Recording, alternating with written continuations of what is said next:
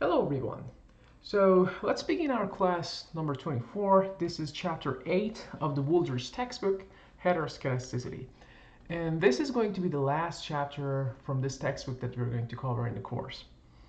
And we're going to talk about the violation of one of the Gauss-Markov assumptions. Remember, we had 6 assumptions. We called them classical linear model assumptions. And then the number 5 was homoskedasticity, when the variance of all unobserved factors given x, the conditional variances were constant. In this chapter, we're going to explore the idea that what if the variance is not constant anymore, right? What if those conditional variances increases with your x variable? Remember an example that wage versus education, we said that the variance of wage for different level of education is different, so it's not constant. And in this chapter, we're going to explore what will happen. What will happen if assumption number 5 is violated? And then we know that OLS is not going to be blue anymore. It's not going to be the best estimator. And we have to do something. We have to fix it. So what's the plan for this chapter? First of all, we're going to review the definition of homoskedasticity. And then we will see what will happen if that assumption is violated. And then we will explore what are the tools in econometrics that we have. Then we can figure out if the model is suffering from the heteroskedasticity or not. So we call them heteroskedasticity tests.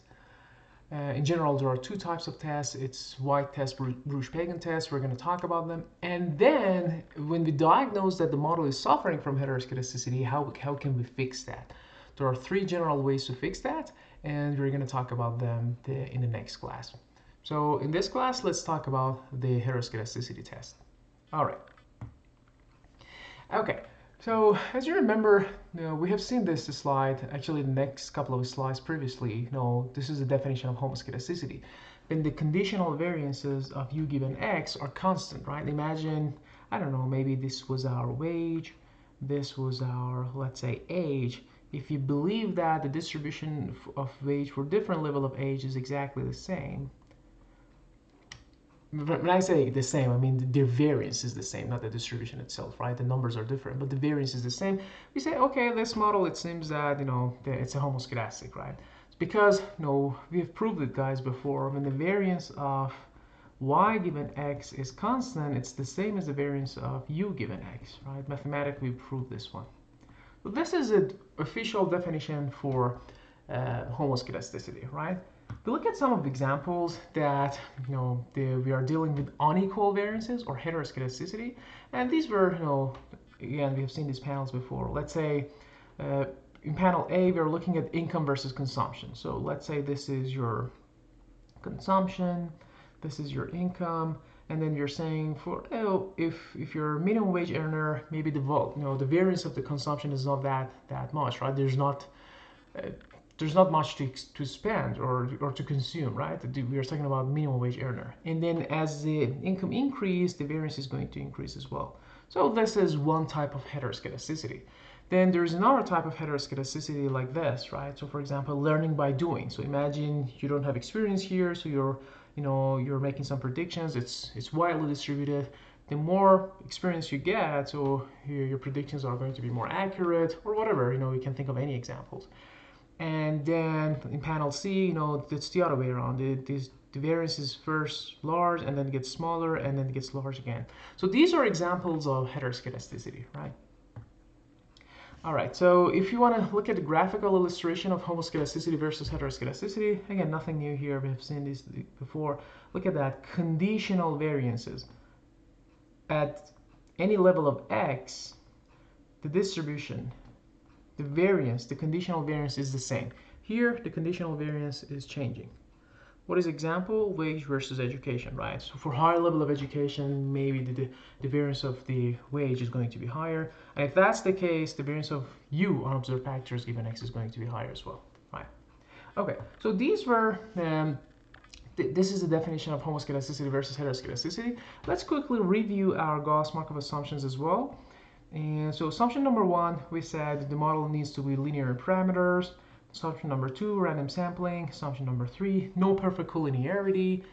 And we said multicollinearity is not a violation of assumption number 3. So as long as the collinearity is anything but 1, the correlation is any number but exactly 100%, it's fine. It's not a violation of perfect linearity. Then assumption number 4 was our zero mean conditional assumption. We said, okay, having these 4 assumptions, your estimator is going to be unbiased. On average, we're hitting at the target. And then we added assumption number 5, which was our homoskedasticity. Having the assumption number 5, we were able to go ahead and come up with a formula for the variance of beta hat j, which was sigma squared divided by SSTJ multiply 1 minus r squared j, right? So we needed to have all those 5 assumptions, specifically this one. Remember, guys, this wasn't important. In order to be able to figure out what is the variance of beta hat j. Then we said, okay, if the sample size is large enough, I don't need to have assumption number 6. Without assumption number 6, I can use central limit theorem and say that, okay, for large sample size plus these 5 assumptions, I know the shape of the distribution for my beta hat j. Okay, so we can get to this shape of the distribution for beta hat j by using the 5 assumptions plus large sample, large n. Okay. Then we reviewed that why we needed to know the shape of the distribution for beta hat j, because we wanted to come up with some statement about null hypothesis or alternative, basically constructing confidence interval, doing hypothesis tests, and etc. Right? So for that, I needed to have this to know what is the shape of the distribution. Basically, I can rely on the t-stat, f-stats, and things like that. Right? Now, so this is what we already covered. So again, having those 5 assumptions, I know the exact closed form solution for variance of beta hat j, and I know it depends on 4 things. The first one is noise in the data. The noisier the data, the worse, the bad news, because OLS is not able to pin down the beta hat j's precisely, so the variance is going to be higher. Then the second one was the variance of the explanatory variable themselves, so which is a good thing. If the variance of the explanatory variable is large, it means that SSTJ is large, it means that OLS is able to pin down the beta hats more easier. And then the third one was the sample size. So this is always the case. Give me more data, I can be more precise. So it's a good thing. So if n increased, the variance of beta hat j decreased. And then finally, the relationship between explanatory variables themselves. That was a bad thing. If the explanatory variables are very, very correlated with each other like this.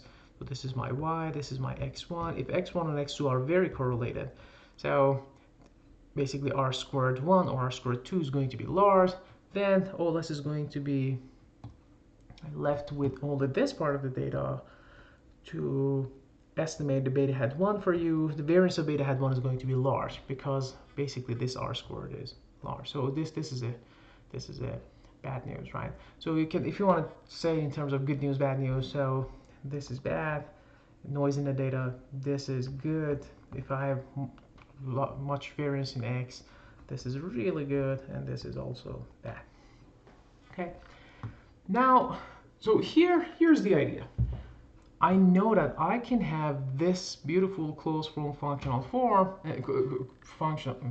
closed form solution for the variance of beta hat j if I have homoskedasticity plus the first 4 assumptions. Now, consequences of heteroskedasticity, i.e., if assumption number 5 is violated. If assumption number 5 is violated, we need to see what will happen. Okay, so first of all, let's go over them one by one. OLS is still unbiased. This is important. So just guys, remember, heteroskedasticity has nothing to do with unbiasedness or consistency of your variable, of your estimators, right? Because for unbiasedness and consistency, we needed the first 4 assumptions, right? Because if I have assumption number 1 through 4, I'm good. I know that my coefficient is my estimator is going to be unbiased and consistent, so it has nothing to do with the heteroskedasticity or homoskedasticity. So far, it doesn't hurt the model in terms of unbiasedness or consistency if it is suffering from heteroskedasticity, right? Number 2, also interpretation of r squared is not changed. So this is not surprising at all, right? Because what is r squared? R squared is what percentage of the variation of y is collectively explained by a bunch of explanative variables. It has nothing to do with the heteroskedasticity in the data or not, right? So the R square, the interpretation doesn't change. If R square is 20%, it means that 20% of the variation of Y is explained by X. That's it. It's independent of the assumption number 5. Number 3. Heteroskedasticity invalidates variance formula for OLS estimator. So here's a big deal. So here's where we start seeing some problems when the model is suffering from heteroskedasticity. So let me pull up my R pen. So basically here it says that the variance of beta hat J is not going to be this sigma square divided by SSDJ 1 minus R squared J.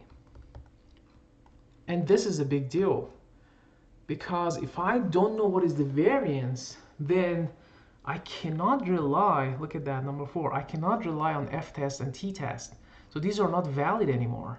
Why? Because remember, what is T-test? T-test is your beta hat J minus beta under the null divided by standard error. What is the standard error? Square root of variance, right? This is the square root of my variance of beta hat J.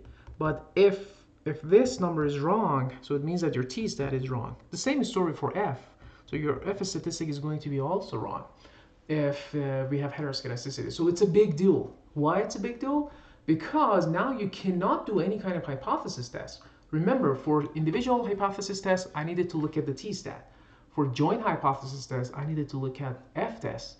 But now I cannot rely on t-test and f-test. So it's a big deal. Heteroskedasticity is going to hurt our entire interpretations, let's say, right? So this, we have to do something about it, because this is really, really important. These two are really important. And finally, under heteroskedasticity, OLS is no longer the best linear unbiased estimator.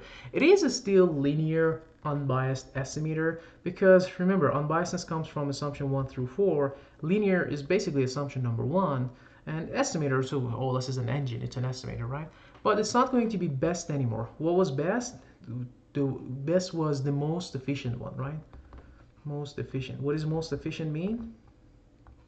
Means the one with the smallest variance. Smallest variance. So the idea is that if assumption number 5 is violated, then we know for a fact that OLS is not the best estimator anymore. It's not the estimator with the smallest variance for beta hat J, right? So we are going to look at the end of this chapter, we're going to deal with some other engines rather than OLS. So we're going to say, okay, let's not work with OLS. Let's work with some other type of engines. And then we know for a fact that those engines are going to be better in terms of coming up with the smallest variance, right? However, remember, OLS is still going to be unbiased. So we are still hitting at the target. So if I want to give you a graphical representation of what I'm saying here, is that, let's say this is a distribution of beta hat J, but it's come from OLS. And so it's hitting at the target. The expected value of beta hat J is going to be beta J. So it's hitting at the target, it's unbiased. But we know that the variance is not the smallest. So the idea is that there's going to be another estimator out there. So specifically here in this course, we're going to look at the weighted least square. Let's call it beta tilde J. And on average, beta tilde J is also unbiased, but look at the variance. The variance is smaller compared to OLS. So this is the idea. And so we have to say, okay, let's work with that engine instead of OLS and see what numbers we get, right? So I hope that this clears out that what are we trying to do in this chapter. So the idea is that first, let's test if there is heteroskedasticity out there or not. If there is, we have to do something about it. Why? Because we know that the variance is invalid. The F-test and T-test, I cannot rely on them, and then OLS is not best anymore. Okay. All right. Now let's see how we can test for heteroskedasticity. Before doing that, I want to go over the whiteboard and basically give you the big picture of this chapter. So let me actually make a separate video for the whiteboard and give you the big picture. All right. See you in the next one.